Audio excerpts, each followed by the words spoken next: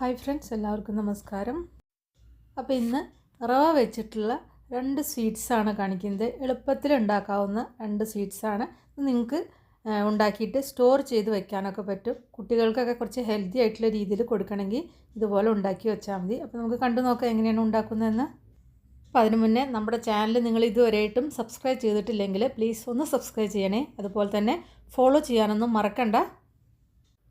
അപ്പോൾ അതിന് വേണ്ടിയിട്ട് ഒരു പാൻ അടുപ്പത്ത് വെച്ചിട്ട് അതിലേക്ക് 1 കപ്പ് റവയാണ് ചേർക്കുന്നത്.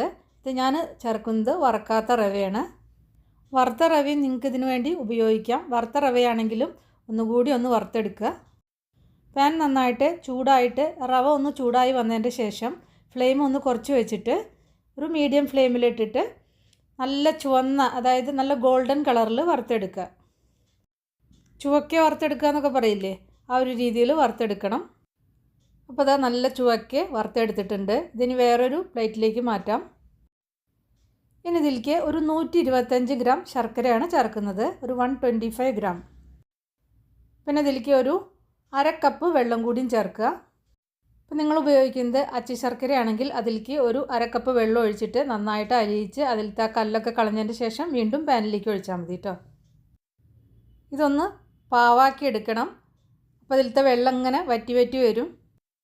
അപ്പോൾ അത് നന്നായിട്ട് ഇങ്ങനെ പതഞ്ഞിട്ട് കട്ടിയായി വരുന്ന സമയത്ത് ഇതിലേക്ക് ഒരു 1/2 കപ്പ് ചിരകിയ നാളികേരമാണ് ചേർക്കുന്നത്. നിങ്ങൾക്ക് വേണമെങ്കിൽ ഡെസിക്കേറ്റഡ് കോക്കനട്ടും ചേർക്കാം കേട്ടോ. അതായത് ഇങ്ങനെ നമ്മൾ പാക്കറ്റിൽ വാങ്ങിക്കാൻ കിട്ടില്ലേ, അത് വേണമെങ്കിൽ അങ്ങനെ ആയാലും മതി. ഞാനിപ്പോൾ ഫ്രഷ് ആയിട്ടുള്ള ചിരകിയ നാളികേരമാണ് ചേർത്തിരിക്കുന്നത്. ഇനി ഇതിലേക്ക് ഒരു 75 ഗ്രാം, അതായത് ഒരു 75 ഗ്രാം നെയ്യാണ് ചേർക്കുന്നത്. നെയ്യിൻ്റെ നല്ല ഫ്ലേവർ ഉണ്ടെങ്കിൽ ഇതിന് നല്ല ടേസ്റ്റ് ആയിരിക്കും. പിന്നെ ഇതിലത്തെ ആ വെള്ളമൊക്കെ ഒന്ന് വറ്റി വരണം. ഫ്ലെയിം കൂട്ടി വെച്ചിട്ട് ചെയ്യാം കേട്ടോ ഇതൊക്കെ, അങ്ങനെ ആകുമ്പോൾ പെട്ടെന്ന് കഴിയും. ഇതിലേക്ക് ഒരു 1/4 ടീസ്പൂൺ ഗ്രാമ്പു പൊടിച്ചതാണ് ഞാൻ ചേർത്തിരിക്കുന്നത്. ഗ്രാമ്പൂവിൻ്റെ ഫ്ലേവർ ഇഷ്ടമില്ലെങ്കിൽ ചേർക്കണ്ട കേട്ടോ, കാരണം ഇഷ്ടമില്ലാതെ ചേർത്ത് കഴിഞ്ഞാൽ നമുക്കതിൻ്റെ ആ ടേസ്റ്റ് ഇഷ്ടപ്പെടില്ല. പിന്നെ ആവശ്യത്തിന് ഏലക്ക പൊടി കൂടിയാണ് ചേർത്തത്. അപ്പോൾ അത് രണ്ടും ചേർത്തിട്ടുണ്ട്. അപ്പോൾ ഏലക്കാപ്പൊടി എന്തായാലും ചേർത്തോളൂ, അത് പിന്നെ നല്ലതാണ്. മധുരമുള്ളതിൽ ഏലക്കാപ്പൊടി ചേർക്കുമ്പോൾ ഡൈജഷന് വളരെ നല്ലതാണ്.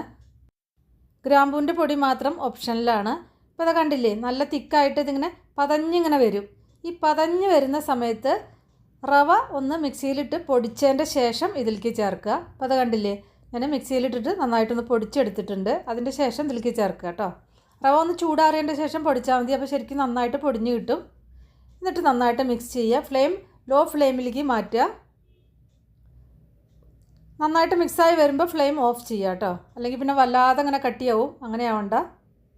അപ്പോൾ പതഞ്ഞ് വന്നതിൻ്റെ ശേഷം മാത്രമേ ഈ റവ പൊടിച്ചത് ഇതിലേക്ക് ചേർക്കാവൂ. അപ്പോൾ റവ ഇതിലേക്ക് ചേർത്താൽ വേഗം ഇത് ഓഫ് ചെയ്യണം കേട്ടോ, പിന്നെ ഓൺ ചെയ്ത് വെച്ചാൽ ശർക്കര കൂടുതൽ കട്ടിയായി പോവും. ഇനി ഇത് ചെറിയൊരു ചൂടുള്ളപ്പോൾ ഇത് ഉരുട്ടിയെടുക്കണം. അപ്പോൾ അതാ ചെറിയൊരു ചൂടുള്ളപ്പോൾ ഇത് ഞാൻ ഉരുട്ടിയെടുത്തിട്ടുണ്ട്. ചെറിയ ഉരുളകളായിട്ട് ഉരുട്ടിയെടുത്താൽ മതി. ഇത് തണുത്ത് കഴിഞ്ഞാൽ പുറമെ ചെറിയൊരു ബലം വരും, കാരണം നമ്മൾ തിക്കായിട്ടുള്ള ശർക്കര പാനിയിലാണ് ഇത് ഉണ്ടാക്കുന്നത്. ഇതിന് സാധാരണ നമ്മൾ റവ മിഠായി എന്നാണ് പറയുക. കാണുമ്പോൾ നമുക്ക് തോന്നുന്നത് റവ ലഡു അല്ലേന്ന്, പക്ഷേ റവ ലഡുവിനെയൊക്കെ കുറച്ചൊരു വ്യത്യാസമുണ്ട്. ലഡു ആകുമ്പോൾ കുറച്ചും കൂടി സോഫ്റ്റ് ആയിരിക്കും. ഇതിങ്ങനെ ലഡുവിൻ്റെ അത്ര തന്നെ സോഫ്റ്റ് ആയിരിക്കില്ല. പിന്നെ നമുക്കിത് ടിന്നിൽ കുറേ ദിവസം സൂക്ഷിച്ച് വെക്കാവുന്നതാണ്. ഇപ്പോൾ മിഠായി ആയാലും ലഡു ആയാലും നിങ്ങൾ ഒരു പ്രാവശ്യം ഉണ്ടാക്കി നോക്കൂ. അടുത്ത റെസിപ്പിക്ക് സെയിം പാൻ തന്നെ അടുപ്പത്ത് വെച്ചിട്ടുണ്ട്. അതിലേക്ക് ഒരു ലേശം നെയ്യ് ചേർക്കുക, 1 ടീസ്പൂൺ മതി. കുറച്ച് അണ്ടിപ്പരിപ്പ്, പ്രത്യേകിച്ച് കണക്കൊന്നുമില്ല കേട്ടോ. അണ്ടിപ്പരിപ്പ് എത്രയാണ് വേണ്ടതെങ്കിൽ എടുക്കുക, 4-5 എണ്ണം എടുക്കുക. അതൊന്ന് വറുത്ത് കോരിയെടുക്കുക. അണ്ടിപ്പരിപ്പ് ഓപ്ഷനിലാണ്, അതില്ലാതെയും ഇത് ഉണ്ടാക്കാൻ പറ്റും. ഇനി ഇതിലേക്ക് ഒരു 1/2 കപ്പ് റവയാണ് ചേർത്തിരിക്കുന്നത്.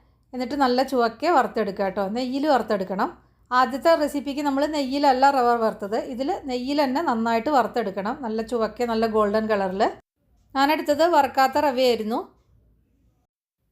ഇനി നിങ്ങൾ ഉപയോഗിക്കുന്നത് വറുത്ത റവയാണെങ്കിലും നെയ്യിൽ ഒന്ന് നന്നായിട്ട് വറുത്തെടുക്കണം. റവ ഇതാ ഒരുവിധം നന്നായിട്ട് വറുത്തിട്ടുണ്ട്. ഇനി ഇതിലേക്ക് ഒരു 1/4 കപ്പ് നാളികേരമാണ് ചേർക്കുന്നത്. ഞാൻ ഫ്രഷ് ആയിട്ടുള്ള നാളികേരമാണ് കേട്ടോ ചേർക്കുന്നത്. അപ്പോൾ എത്രയാണോ റവ എടുക്കുന്നത് വെച്ചാൽ അതിൻ്റെ ഒരു പകുതി അളവിലെടുത്താൽ മതി. നാളികേരം കൂടി ചേർത്തിട്ട് റവയുടെ കൂടെ ഒന്ന് വറുക്കുക. കുറേ നേരം ഒന്നും വറുക്കണ്ട, എന്നാലും ഒന്ന് ചെറുതായിട്ടൊന്ന് വറുക്കണം. ഈ സമയത്ത് ഇതിലേക്ക് ഒരു നുള്ള് ചെറിയ ജീരകം കൂടിയും ചേർക്കണം കേട്ടോ. ചെറിയ ജീരകം ചേർത്താലാണ് ഇതിന് ആ കറക്റ്റ് ടേസ്റ്റ് കിട്ടുള്ളൂ. ഇത് സംഭവം എന്താണെങ്കിൽ അവലോസ് പൊടിയാണ്.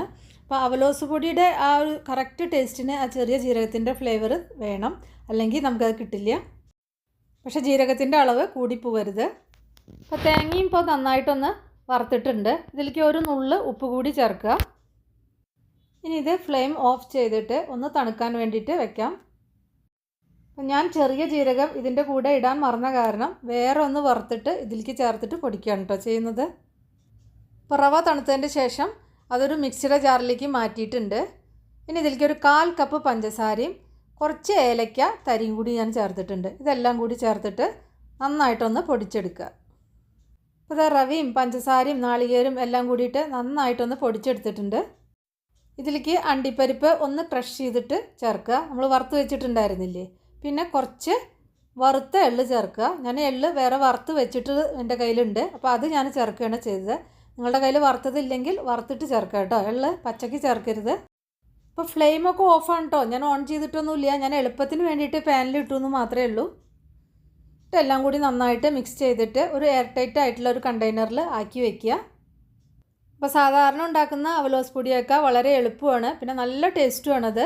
ഇത് നമുക്ക് എയർ ടൈറ്റ് ആയിട്ടുള്ള കണ്ടെയ്നറിൽ കുറേ ദിവസം സൂക്ഷിച്ച് വെക്കാൻ പറ്റും. അപ്പോൾ നിങ്ങൾക്ക് ഈ വീഡിയോ ഇഷ്ടമായെങ്കിൽ ഒന്ന് ഷെയർ ചെയ്യണേ. അപ്പോൾ ഇനി നമുക്ക് വേറെ ഈസി റെസിപ്പി വീണ്ടും കാണാം. താങ്ക്